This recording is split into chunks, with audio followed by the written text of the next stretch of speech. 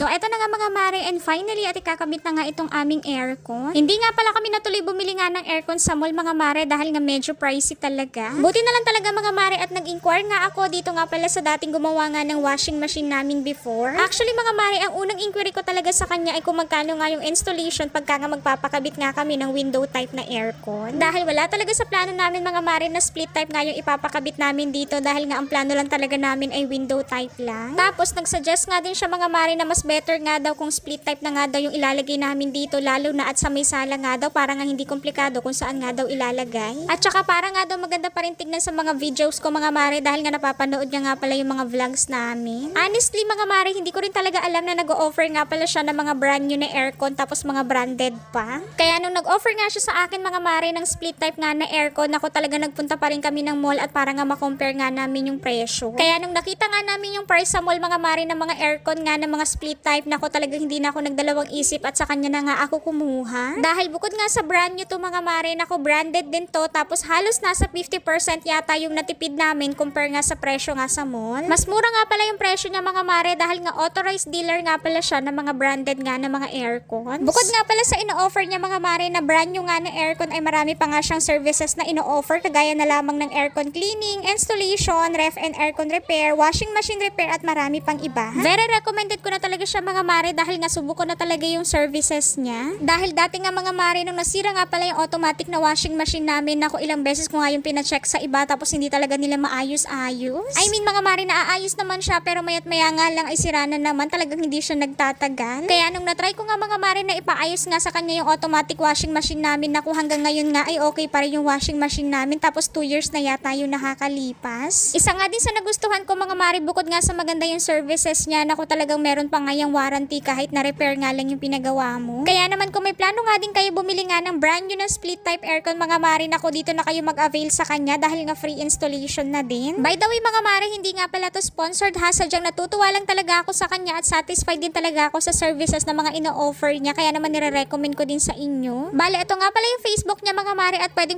nyo nga pala siyang message anytime dahil nga mabilis lang din naman siya mag-response. At kung nagwo-worry naman kayo mga mare na baka hindi nga siya authorized dealer talaga, nako ito po at meron po siyang office and shop address. Nakalagay na nga din pala dyan yung contact number niya mga mare, tsaka naman yung mga services na ino-offer niya at syempre yung mga brand nga na ino-offer din niya. Ilalagay ko na nga din pala yung Facebook link niya dyan sa comment section mga mare at para nga hindi na nga din kayo mahirapan na hanapin nga yung kanyang Facebook account. Anyways mga mare, naikabit na nga pala yung aming aircon sa mga puntong yan at naka-on na nga din siya para nga matesting na nga din namin siya. Gumamit na nga din pala kami ng vacuum cleaner dito nga pala sa higaan namin mga mare dahil nga napaka-alikabok talaga kanina. Ganito na nga yung kinalabasan mga mare na pag-aayos namin dito sa may baba at dito na nga ulit kami matutulog dahil nga dito nga nakapwesto ang aming aircon. O siya, yun lang muna for today's video. See you on my next vlog.